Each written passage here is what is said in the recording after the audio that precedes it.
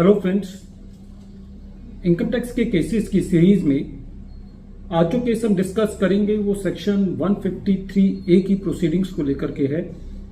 Section 153A के अंदर assessment उन केसेस में की जाती थी जहां पर किसी एसएससी के यहां सर्च हुई और वो सर्च एसएससी के यहां 1 अप्रैल 2021 से पहले हुई।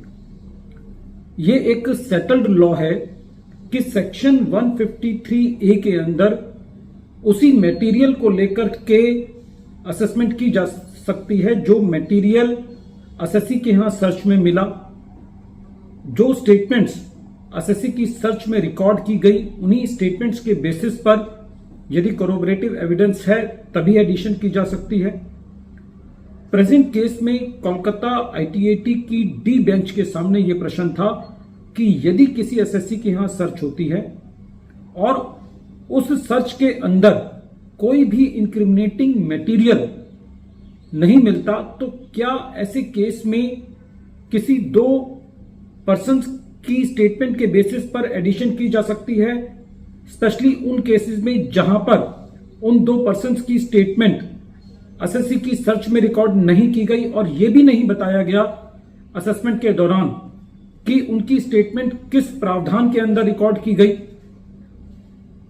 यही इशू कोलकाता आईटीएटी की डी बेंच ने अपने case deputy commissioner of income tax versus south winds project LLP के केस में डिसाइड किया। यह case 124 ITR tribunal page number 292 पर रिपोर्ट हुआ और इस केस का जजमेंट 22 अप्रैल 2025 को आया।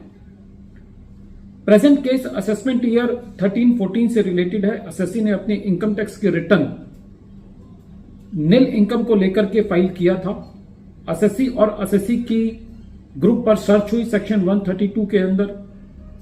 प्रेजेंट केस में ये एक अनडिस्प्यूटेड फैक्ट था कि एसएससी की असेसमेंट ईयर 13-14 के लिए कोई भी असेसमेंट पेंडिंग नहीं थी सर्च के वक्त।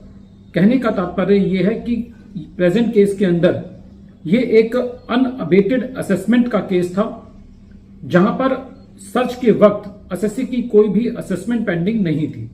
कहने का मतलब यह है कि एसएससी की यदि कोई भी एडिशन असेसिंग ऑफिसर करना चाहता था सेक्शन 153A में तो खाली उसी मटेरियल के आधार पर कर सकता था जो मटेरियल असेसिंग ऑफिसर को या सर्च टीम को ड्यूरिंग द सर्च प्रोसीडिंग्स मिला। प्रेजेंट केस में असेसिंग ऑफिसर ने असेसमेंट के दौरान पाया कि एसएससी ने कुछ अनसिक्योर्ड लोन्स लिए हुए हैं। असेसिंग ऑफिसर ने उन अनसिक्योर्ड लोन्स को जेन्युइन ना मानते हुए सेक्शन 68 के अंदर एडिशन किया।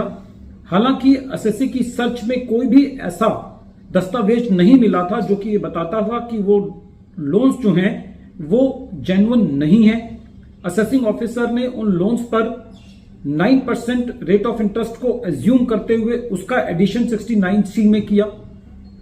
असेसिंग ऑफिसर ने यह प्रेज्यूम किया कि इन एकोमोडेशन एंट्रीज को लेने के लिए, इन लोन्स को लेने के लिए एसएससी ने 0.5% कमीशन दिया होगा, उसका एडिशन किया। जब यह मटेरियल सीआईटी अपील के पास था तो सीआईटी अपील ने एसएससी को रिलीफ दिया। एज यूजुअल डिपार्टमेंट ने ट्रिब्यूनल के अंदर अपील फाइल करी और जब यह मैटर ट्रिब्यूनल के पास गया तो ट्रिब्यूनल का सबसे पहले यह कहना था कि जो प्रेजेंट केस है वो एक नॉन अबेटमेंट का केस है। प्रेजेंट केस के अंदर जब एसएससी के यहां सर्च हुई तो कोई भी असेसमेंट पेंडिंग नहीं थी और सेक्शन 143 सबसेक्शन 2 का नोटिस इशू करने का समय निकल चुका था। ट्रिब्यूनल का यह कहना था कि प्रेजेंट केस में असेसिंग ऑफिसर के पास सेक्शन 153A में असेसमेंट करने के लिए जो बेसिस था वो खाली इंक्रिमिनेटिंग मटेरियल था, जो कि असेसिंग ऑफिसर के पास प्रेजेंट केस में कोई भी इंक्रिमिनेटिंग मटेरियल नहीं था।